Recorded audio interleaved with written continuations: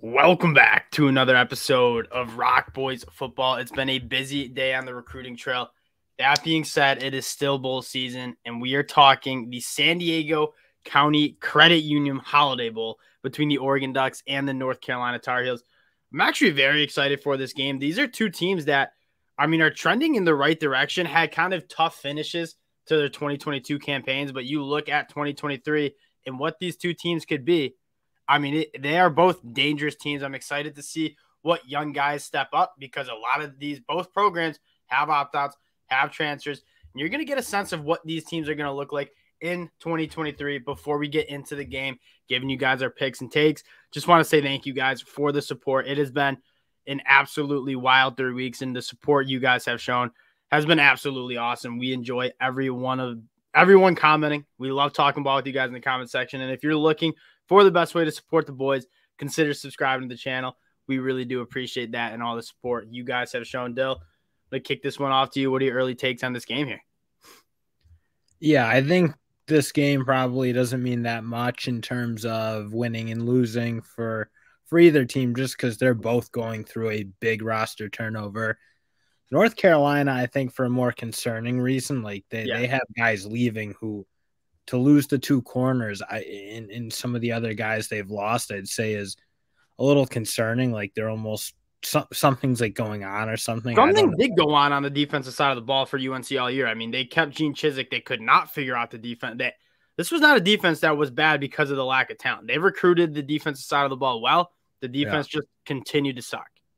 Yeah, and that's a problem because that kind of means like it almost feels like guys are giving up on the program and in their chance to kind of succeed. You flip over to the other side.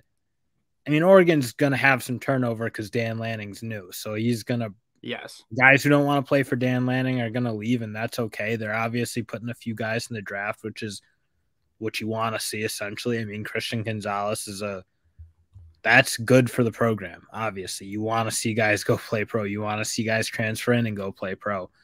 So I think Oregon, the reason that their roster's turning over is kind of the good reason. They're bringing in a big, deep class, a lot of talent, and playing time is going to be harder to come by.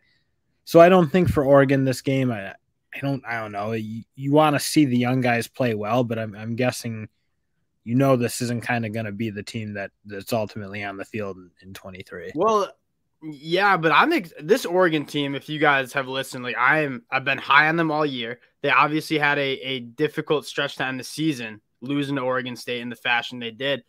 I think two things. I think one, they want to win this game and get to that 10-win season. I think that's important. Two, just get the bad taste out of your mouth. Going into winter workouts, having be a team that played for an ACC title, probably finishing as a top 10 team in the country. I think that's important. And then for the Oregon fans, you're looking at that secondary and saying that's the unit that we struggle with the most. I mean, basically the secondary and that linebacker spot, Noah Sewell and Justin Flo obviously won't be on the roster in 2023. Both won't be playing in the game. You want to see what you have there. And then if you have to address any other moves in the portal after spring ball, you'll do that as well. But, I mean, if we're looking at this game and what team I feel better about, it has to be the Oregon Ducks. I get the spread is big, 14.5 points, I believe. But you're going up against a premier quarterback. That's probably the best quarterback we saw in 2023, maybe outside of Caleb Williams. How does that secondary hold up? I think that's kind of the biggest thing if you're an Oregon Ducks fan and you're looking to 2023. What kind of guys do we believe in, and what positions do we maybe need to address through the portal in the summer? Yeah, and I have no doubt Oregon's not done in the portal. I would be really surprised if they don't bring a few more guys in. Yep. And I also think they're bringing in a class of young guys, and you're going to see some freshmen on the field next year. So I think it is important to see Oregon. I think you want to see guys like a Jaleel Florence, a young freshman who I think you have some promise for. That's kind of what I'd want to see. And again, that's where you need so much improvement is that secondary, because the rest of the team honestly played pretty good. And I expect that to be the case next year too. But yeah, this is like a perfect test to see if your corners and your safeties, the young guys who are going to be back, have what it takes to kind of be the future, if you will. Now, on the offensive side of the ball, this represents a massive opportunity for Oregon to just get the ultimate confidence boost heading into 2023. You're going up against a UNC defense that was one of the worst in the country. You take a look at their season stats. I mean, giving up 31 points a game, almost 450 yards total given up. Bo Nix coming back. You have guys like Troy Franklin, Chris Hudson coming back. This is an opportunity for Oregon to get both the ground game and the throwing game kind of back. Both kind of struggled down the stretch of the season. Probably Bo Nix was banged up, not playing his best football. I'm really excited to see what this Oregon team can do, and I think you're going to be able to count the amount of times Oregon punts on one hand. I don't think there'll be a lot of punts. I think Oregon is going to score a lot of points, and when you think about having a big confidence boost for this offense heading into 2023, you're playing the best opponent possible to do that. Well, and that's one problem is that UNC lost their whole secondary pretty much, or at least at the corner spot. Good players, too. Tony Grimes, Storm Duck, like very good players that just didn't play well this year, and I can't imagine who they have behind those guys. But you also got an Oregon team that their wideouts are kind of coming back. I mean, Troy Franklin's going to be back. Chris Hudson's going to be back. I think Chase Cota is going to be playing in this game, too. So you have a secondary that's in shambles, I would say, coming up against a team that's thrown the ball really well all year and has all their corners back. I think it will be interesting to see if Kenny Dillingham's absence has any effect on this Oregon team and if they can keep it rolling in terms of how they were playing on offense, because that's the best Bo Nix has ever looked in his 4 or 5 years of playing college football. So that I think is going to be a bit of an important one.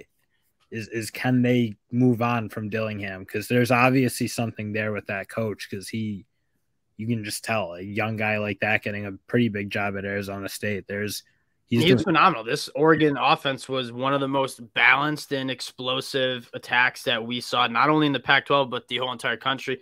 Now, getting to the pick, again, betting bowl games, a little bit difficult. I'm pretty confident Oregon wins.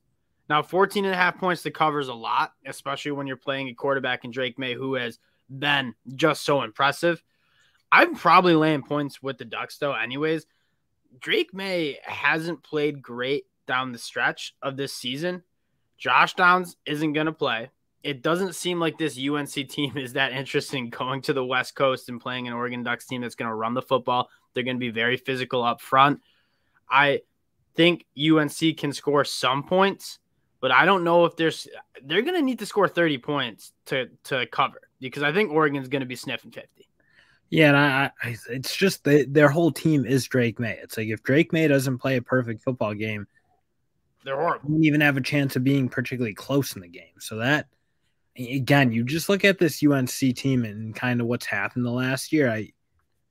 It just is. Things didn't, I don't know, feel like it didn't work out in general. Because you're right. It's a really talented team.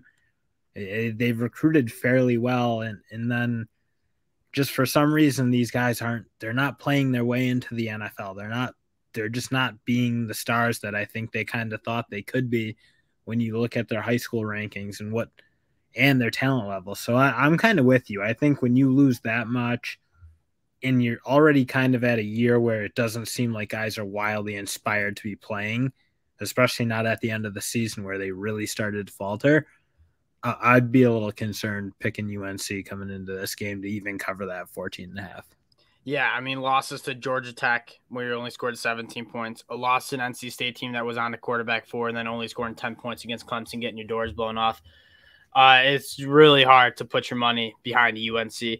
Rolling with the Ducks, and I'm going to have eyeballs on this game just because how excited I am for this Oregon team in 2023. How does Bo Nix look healthy without Kenny Dillingham? Both questions I want to see answered, and I want to see that secondary against Drake May. Like, Drake May might get his, but I want to see if some of these younger guys – with Christian Gonzalez opted out. I also want to see if you can develop a little bit at the linebacker spot, because quite frankly, you're losing two really good players, but two players who I don't think had incredible years by any stretch of the imagination at Oregon this year. And not that they played poorly. It's just I think we all thought they were going to be like one of the best units in the country. And it didn't always feel like that. I mean, Oregon State was able to run pretty effectively against them, and you just saw moments where the defense didn't look quite, again, up to where the talent was. And I'd like to see if Dan Lanning can get it rolling. You can see some promise for some of these younger players who again, you want to play Dan Lanning defense. I don't know that they played defense like he wants to see this year. No, I don't think so, and I think that's what you're looking for. It's the development. He needs to implement what he wants to do, get the players in the program that he wants to play playing with. Downhill, playing aggressive like those Georgia backers, and in defense, I guess the whole team was playing like that's, I think, what he wants to see. So I'd like to see if these young guys who he's now gotten the whole year to work with, gotten the bowl practices to work with, if they can kind of flash some of those qualities, I think he's going to want to see, and hence the Oregon Ducks fans are going to want to see. Yeah, this is going to be a fun one, though. A lot of points. There's going to be two really good quarterbacks. It's going to be a fun one. Again, thank you guys for the support you guys have shown. If you do enjoy the content, consider subscribing to the channel. We appreciate y'all, and we'll talk to y'all later. Peace.